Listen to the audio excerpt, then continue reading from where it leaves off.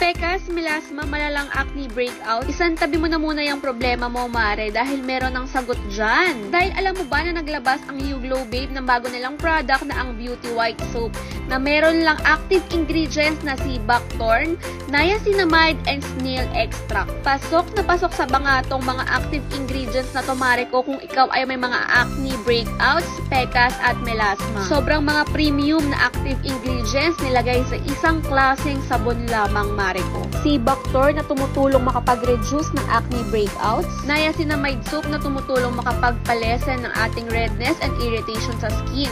Snail extract naman ay tumutulong makapag-deeply hydrated ng ating skin. O diba, premium na premium ang mga active ingredients, guys. So 165 pesos lang, may 5 perasong sabon ka na, kaya i-check out mo na yan.